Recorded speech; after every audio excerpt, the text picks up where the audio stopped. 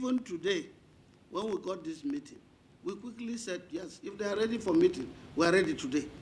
We are ready for a meeting today if they want us to continue. It is when we sit down, we continue, that we will know where did we stop before we came into office.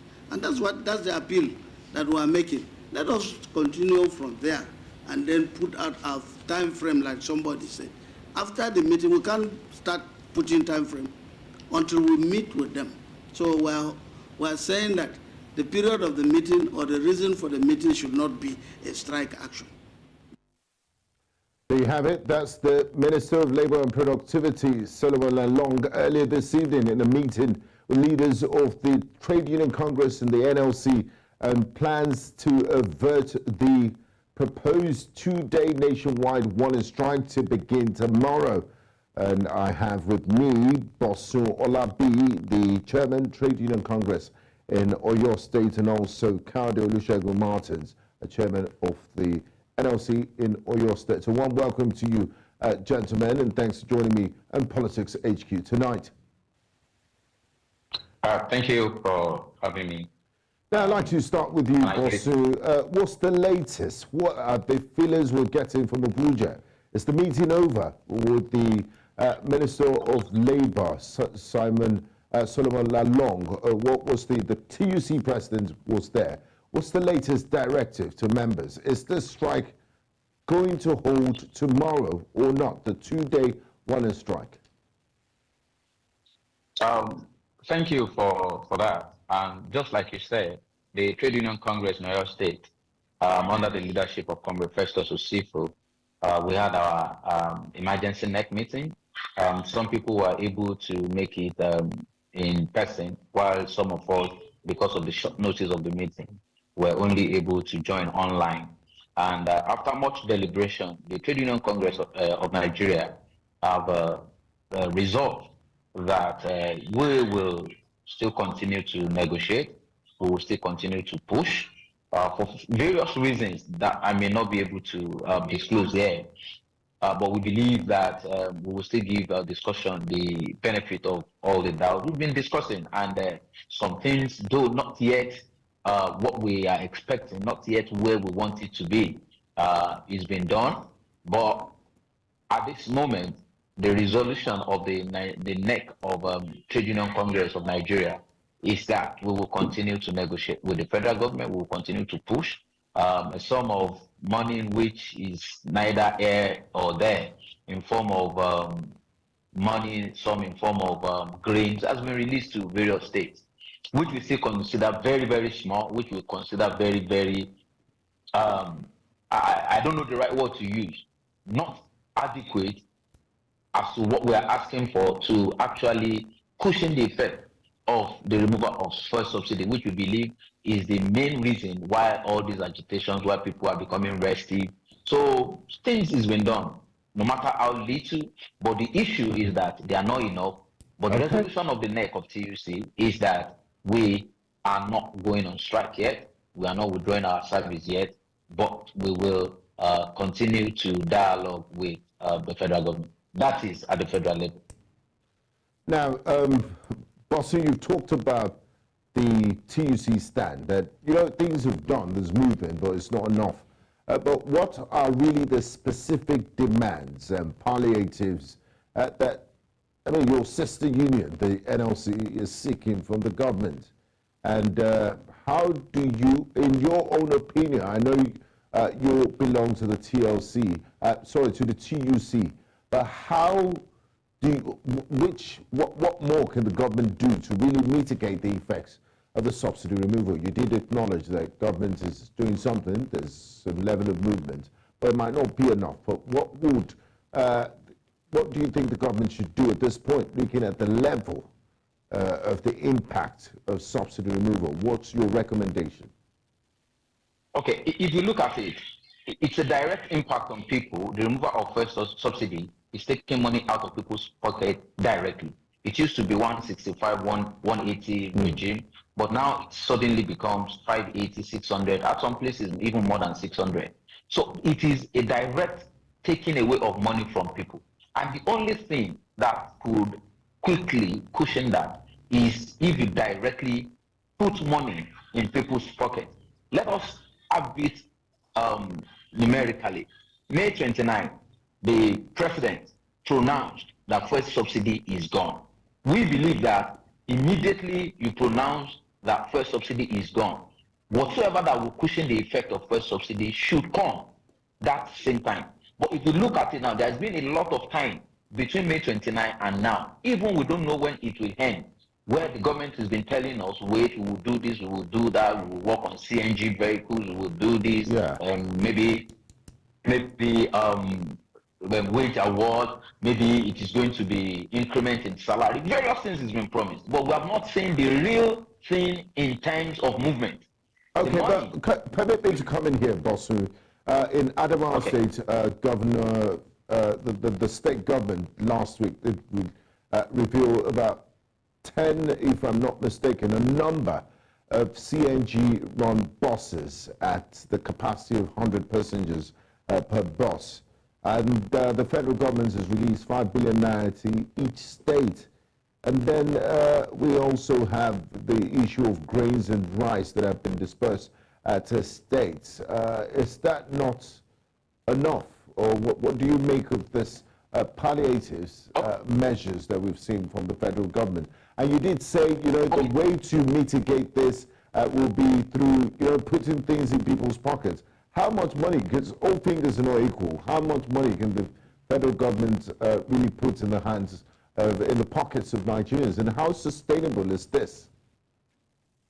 Okay, I like the way we are driving it down to states. You mentioned what has been done in Adamawa. We have heard some other things that have been done in various states. And federal government, in his wisdom, felt that the state government, they are closer to the people. And that was why they want to drive it through them so that these things will reach the people that they are meant for. And Oyo State, for example, what has been done at the moment is part of what is making workers in Oyo State to be rested, because I have to narrow it down to Oyo State, where I have cover, where I believe I have few information. I won't say all the information. So the issue in Oyo State as of today is peculiar, and the governor has rolled out a safer program, which the government believes will be able to cushion this effect. But as of today, I want to state it categorically that the list of 200,000 people that the government is trying to reach out to in this safer program, nobody that is an Oyo State worker or pensioner is captured on that list. The workers and pensioners might not necessarily be the most vulnerable in Oyo State. Or do you? And that's where I'm going. Yes. That's where I'm going. If we look at what actually caused this issue, it is the removal of fuel subsidy. That means that everybody that has anything to do with fuel is having a direct impact of what is happening. We agree that the governor of the state is not just the governor of workers. That one is standard. It's the governor of both the workers, people that are not working, whether you work in the organized sector or the unorganized sector. He's the governor of everybody. But we that we are sitting down here, primarily our job is to actually look after the welfare of our members who are workers under us, TUC and NLC. And we all know that the removal of fuel subsidy affects these people as well. The governor has now said, okay, I have a register of 200,000 people that I believe they are the poorest of the poor, and I want to reach out to them. Good. We are not against that, so that it won't be as if we are against those people by government trying to reach out to them. We are not against that. But in addition to that, we need to know that the productivity of the state directly is within the scope of some people who are actually workers, most of them in the organized sector. And we don't want these people to become unhappy by saying that everything I have to do in cushioning the effect of this removal of fuel subsidy is not going to take you into consideration, because that is what we have at the moment. So we believe that as it's reaching out to people who are the poorest of the poor, we believe there should be a program that will reach out to workers in the state as well, who are the core of the productivity of this state. And that is what we have not seen. If you look at other states like Delta, like some other states, even our neighboring state, Ogun, Lagos, they have done something apart from what they have done for the general public. Yes, in Oyo State, the argument will be that there are some buses now that are flying some routes, and workers too are part of people that will be using those buses at reduced rate. But that is still general. That is totally for the public.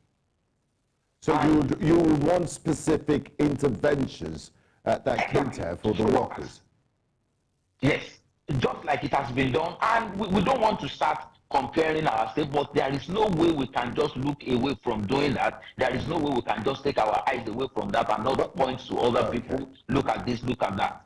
But so I'm happy you acknowledge that Governor Seyi Makinde is not just governor of state workers, but governor of the entire Oyo state. Now let's talk about the entirety of the states, the workers of the state and the general public.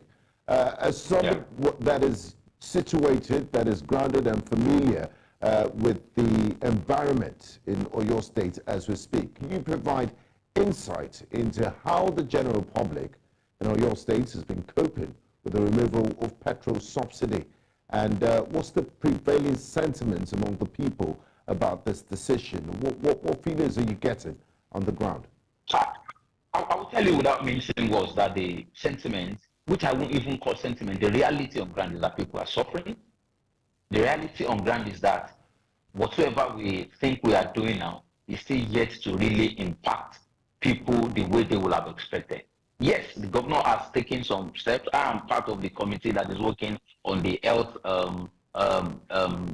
committee on the safer, and he has a very good plan in drawing people from works, people that are poor, that are not able to take care of themselves in terms of their health, and there's an insurance scheme that people, 100,000 of them, will be into, and some people that have even been paying into the health insurance before, there is plan that some of them will be getting some things back from the government. I don't want to go into the details of it because, yes, it's still the work of committee that is ongoing. There are very good plans that is in the works. Yeah. Also, the issue of transportation, that one we have started seeing it all around in our community.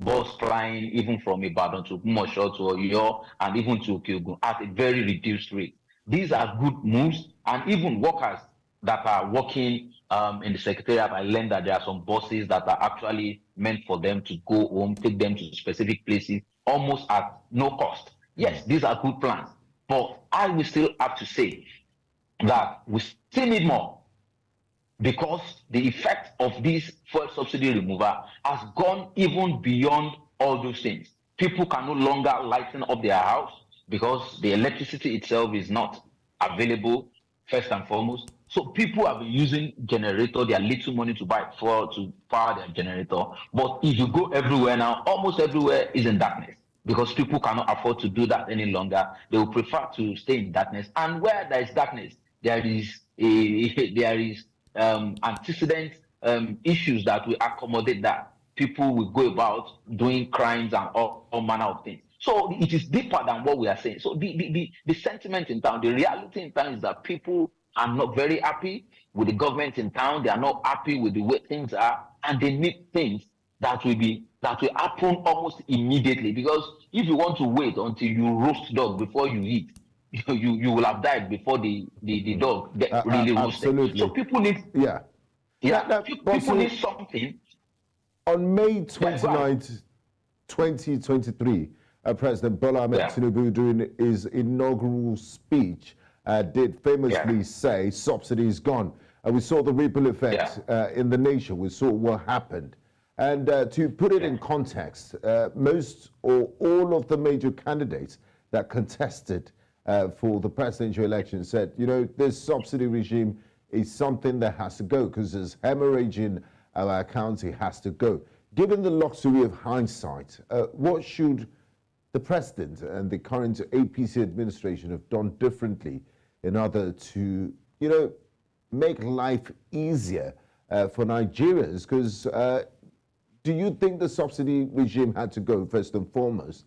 And if you agree with the subsidy regime going, what could the government have done differently, given the luxury of hindsight, to make life more amenable for Nigerians? Okay, I'll take it from maybe your last question first. I think it has become a very a big general opinion that everybody is fed up with the issue of fuel subsidy. Everybody has seen it as something that it should go. And organized labor too. We are not against the removal of fuel subsidy. We have not at any point, at any fora or anywhere, say that we are against it. But what we are against is removing it without having a concrete plan on how to make life easy for people. The day after plans. Yes. The day after that, how will people's life look like? What will it be like in town? Will it be like in the lifestyle of people? How will it affect them? Those are the things that we have always been telling the federal government that we need to have a plan in place. And just like I said, the same day that the subsidy was pronounced as gone should be the same day whether it is going to be wage award, whether it is going to be wage increment, whether it is going to be palliatives in form of grain or anything. It should be immediately. It should be back to back. It should not be that the fuel subsidy is gone, but we are now waiting on what we are going to do, which is now taking almost 4 months. Maybe it's going to be 5 months, maybe it's going to be 6 months before we will now know how we will cushion the effect. So the time in between fuel subsidy is gone and palliative or whatsoever cushioning effect is going to come. It's now what is making everybody to be restive, and everywhere looks like things are going the other way. So that is the issue. What the federal government should have done better is that we should have had a concrete plan at the back of our mind, made plain to everybody, all major stakeholders, acceptable to everybody, implementation date, and all these things should have been on ground before the removal of fuel subsidy. Not that we're against the removal of fuel subsidy or any other thing. So we have a situation where you feel the government put the cart before the horse. Now, moving on, Bosu, the NLC's warning strike is certainly making headlines. But what do you see as the potential outcomes or consequences that could arise from this strike action? And there's a second part to my question. What are the key distinctions regarding the strike call and what are the key distinctions in the positions of the NLC and the Trade Union Congress regarding this strike action and the engagement with the government in relation to subsidy removal? I understand that the TUC and the NLC are not on the same page with regards to this impending strike action. Yeah, I think first and foremost, we are all Nigerians, and the effect of the removal of fuel subsidy is affecting everybody equally, except maybe those people that are in government, which we believe that they need to cut the cost of governance first, as a show that we are in this together. Maybe those are the people that may not be feeling the effect of the fuel subsidy removal. Yeah, but so when you say you're in this together, the senior workers, the TUC, which you belong to, you're the state chairman of your state, they're not going to join the strike. So if you're not going to join the strike, how do you now say you belong together and you feel the pains of Nigerians? And that's exactly where I'm going. Whether we go on the strike or we don't go on the strike, we are having the effect of the fuel subsidy removal the same way. But the issue is not now in the area of approach, is in the manner of approach, is in the timing of everything. We believe, after we have looked at so many things in our NEC meeting of yesterday and a previous NAC meeting, which is the National Administrative Council, which happened before the National Executive Council meeting of TUC, we believe that we still need to dialogue more. We still need to collaborate more with the government, because we are not actually out to form a parallel government and be running our shows outside of what the government is doing. We believe that we are partners in progress. We believe that we can still reason together. We believe that we can still draw more from them, because what we really want is how to draw more from the government to make the lives of our members and Nigerian at large better. That is actually our aim. Our aim is not actually strike action. Strike is one of the tools that are available to us to drive home our point whenever issues are on ground. And we will not actually say people don't have the rights to it, just like the NLC wants to go. It is one of the things that are acceptable to law. And we are just seeing it the other way around. While the NLC is free to start the strike action, TUC, we still believe that we should still give a little bit more room to dialogue, because we know that if at all everything now fails, there is no movement anywhere, it is not something we cannot do at any point in time as well. So that is just the little disparity, Yes. that's the little way we are seeing it differently. Thank you, between Bosu, NLC. for clearing the air on that. The fact that the TUC is not joining does not mean they're not in solidarity with the plight of NLC and also Nigerian workers. Strikes just one of several options to get your message across. Now, finally, Bosu, as we wrap up conversation on Politics HQ tonight, taking a forward-looking approach, how do you anticipate this situation evolving in the coming weeks, and what potential solutions, compromises could bridge the gap between labor unions and the government's stance on the subsidy removal? Is there middle ground? I think there is a need for both parties, both NLC, TUC, federal government, and all the major stakeholders to quickly return back to negotiation table. And returning back to the negotiation table should be with clarity, should be with what is believed to be clear agenda, not just things that are shrouded in secrecy and people are not knowing what is going on or what is going to happen next. I believe all parties should return back to negotiation table, and that is what TUC is clamoring for. We need to start dialoguing, and dialoguing in a manner that will be clear to everybody. Because strike action, whether we like it or not, just like you have asked, will have effect on everybody. The people that wants to go on strike, the people that believe they are the government, it will have effect on everybody. And it is not palatable for both sides.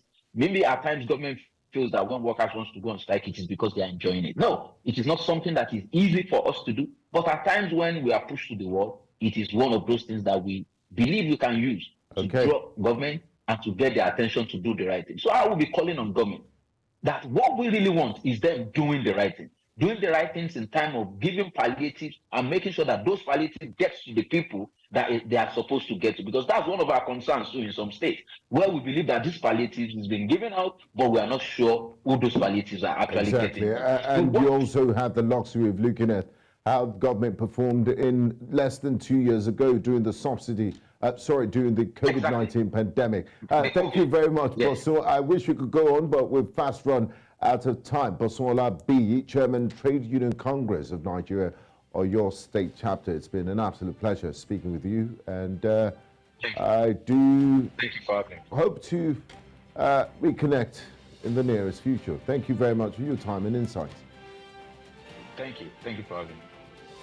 You're watching Politics HQ on News Central Television. We'll go on a quick break, and when we return, it's almost equal measure as President Bola Ahmed Tinubu has been criticized and held by Nigerians. We'll be looking at the rule of law and constitutionality when we come back, as the administration approaches 100 days in office. That will be our focus of attention when we return. Do stay with us. PHQ continues shortly after this quick time off.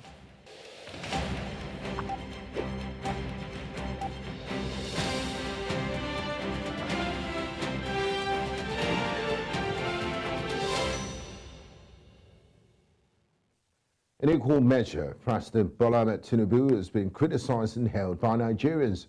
Opinions differed about the president's first 100 days in office as Nigerians continue to demand more from President Bola Ahmed Tinubu. The rule of law, like many areas of the economy, has, however, not enjoyed significant improvements, with the failure to respect court orders still apparent, as seen in the cases of Godwin Emefiele and Abdurrashid Bawa.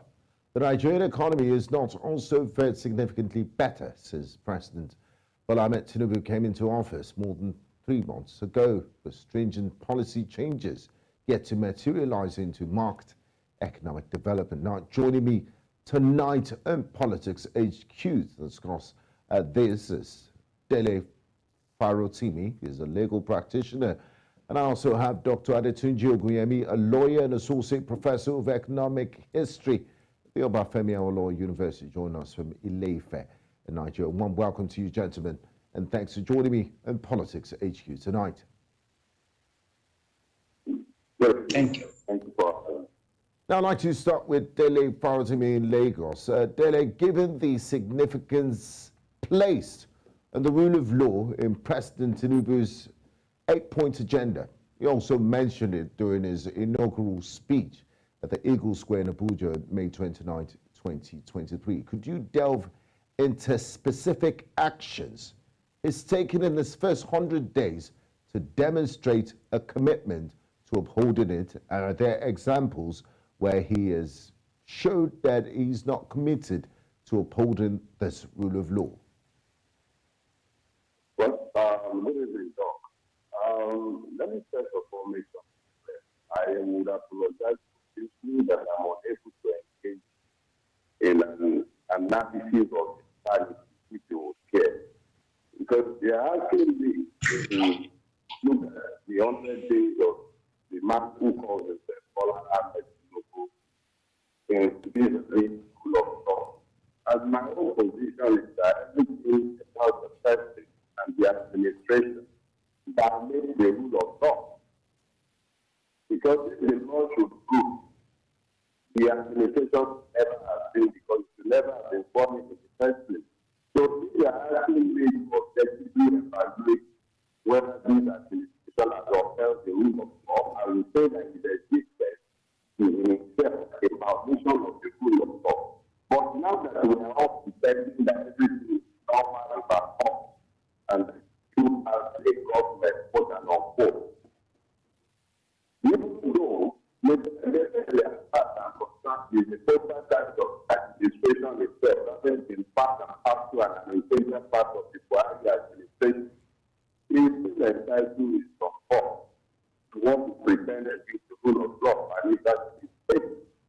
It should be, answering for whatever charges they might get from on him, but because we all pretend that there is a society ruled by law, we are still talking about mentioning the lack of the rule of law or whether it's been obeyed. There is a gentleman who is the younger brother of the reporter publisher.